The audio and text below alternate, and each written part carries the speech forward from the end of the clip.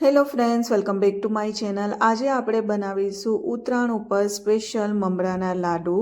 આ મમરાના લાડુ ખાવામાં ખૂબ જ ટેસ્ટી લાગે છે। તમે આ રીતે સ્ટેપ બાય સ્ટેપ બનાવશો તો એકદમ પરફેક્ટ બજાર જેવા જ બનશે।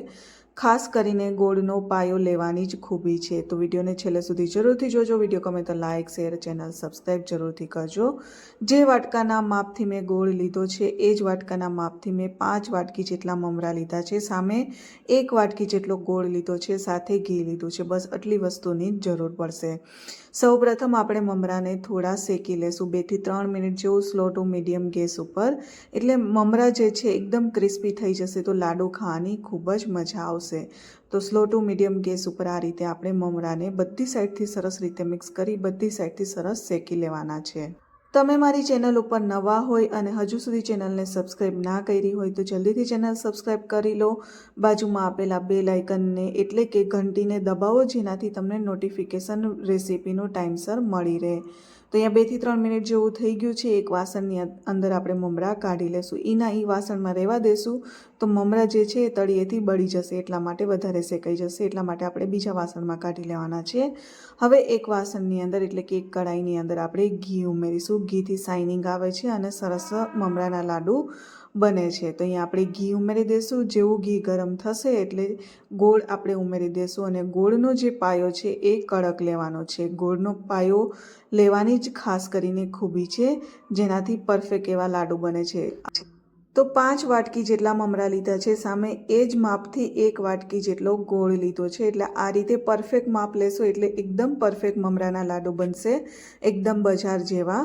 તો અહીંયા તમે જોઈ શકો છો આપણે 2 ચમચી જેટલું જ પાણી ઉમેર્યું છે, વધારે પાણી નથી ઉમેરવાનું। ધીમે ધીમે આપણે સ્લો ટુ મીડિયમ ગેસ ઉપર ગોળને મેલ્ટ થવા દઈશું। ગોળનો જે પાયો છે એકદમ કડક લેવાનો છે। એ ક્યારે ખબર પડશે? ગોળ બ્રાઉન રંગનો થઈ જશે એટલે એકદમ પરફેક્ટ પાયો આવી જશે। એને તેમ છતાં પણ એને ચેક કરવા માટે 1 વાટકીની અંદર આપણે પાણી લીધું છે। ધીમે ધીમે ગોળ મેલ્ટ થવા લાગ્યો છે। તમે મારી ચેનલ ઉપર નવા હોય અને હજુ સુધી ચેનલ સબસ્ક્રાઈબ ના કરી હોય તો જલ્દીથી ચેનલ સબસ્ક્રાઈબ કરી લો। રેસીપી ગમે તો તમારા ફ્રેન્ડ્સ એન્ડ ફેમિલીમાં જરૂરથી શેર કરો અને કમેન્ટ કરજો, જેનાથી મને મોટિવેશન મળે છે અને આ જ રીતે હું તમારી સાથે રેસીપી શેર કરતી રહીશ। તો આ રીતે આપણે ચેક કરીશું। પાણીમાં આ રીતે ગોળના ડ્રોપ્સ ઉમેરીશું અને તમે અહીંયા જોઈ શકો છો હજુ ગોળ થોડો ઢીલો લાગે છે એટલે થોડી વાર આપણે રહેવા દઈશું। તો હજુ આપણે થોડી વાર રહેવા દઈશું અને સારી રીતે બધી સાઈડથી મિક્સ કરવાનું છે। કોઈ પણ એક સાઈડ વધારે ગોળ મેલ્ટ થઈ જશે તો એનો થોડો કડવો ટેસ્ટ આવશે, એટલે આપણે બધી સાઈડ સરસ રીતે ગોળને મિક્સ કરતા જઈશું। ધીમે ધીમે કલર પણ ચેન્જ થવા લાગ્યો છે, તો હવે આપણે ગેસ બંધ કરી દઈશું, નહીં તો વધારે મેલ્ટ થઈ જશે તો કડવાશ થઈ જશે ગોળમાં, એટલા માટે। તો હવે આપણે ચેક કરી લઈએ। એકદમ પરફેક્ટ પાયો આવી ગયો છે, એમ છતાં પણ આપણે ચેક કરી લઈએ।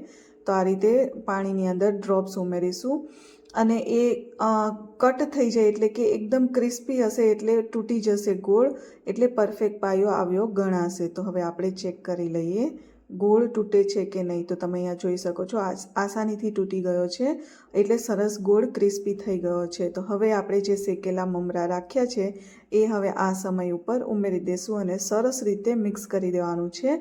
મમરા ઉમેર્યા પછી ફટાફટ આપણે મિક્સ કરી દેવાનું છે। ઠંડુ મિશ્રણ થઈ જશે તો બરાબર મિક્સ નહીં થાય, એટલા માટે આપણે પરફેક્ટ એવું મિક્સ કરી લેશું અને ગેસ ઉપર જ રાખવાનું છે આ રીતે વાસણને। હવે સરસ એવું મમરાને મિક્સ કરી લેશું। તો અહીંયા તમે જોઈ શકો છો મમરા સરસ એવા મિક્સ થઈ ગયા છે। તો ગરમા ગરમ જ હવે આપણે મમરાના લાડુને વાળી લઈશું। ઠંડા થઈ જશે તો પરફેક્ટ વરાશે નહીં। તમે એવું હોય તો થોડા પાણીવાળા હાથ કરીને મમરાના લાડુ વાળી શકો છો। તો આ રીતે એકદમ મસ્ત પરફેક્ટ લાડુ બની ગયા છે અને એકદમ ક્રિસ્પી બને છે અને ખાવાની પણ મજા આવે છે। તો એકદમ પરફેક્ટ માપ સાથે મમરાના લાડુ તૈયાર થઈ ગયા છે।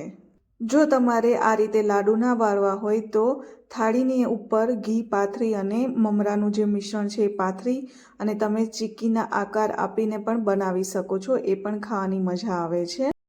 જેને પણ હજુ સુધી ચેનલને સબસ્ક્રાઈબ ના કરી હોય તો જલ્દીથી ચેનલને સબસ્ક્રાઈબ કરી લો અને બાજુમાં આપેલા બેલ આઇકનને પણ જરૂરથી હિટ કરો, જેથી હું કોઈ પણ રેસીપી પોસ્ટ કરું તો તમને એની નોટિફિકેશન મળી રહે। તો આપણે મળીએ નેક્સ્ટ વિડીયોમાં કોઈ નવી રેસીપી સાથે। ત્યાં સુધી બાય।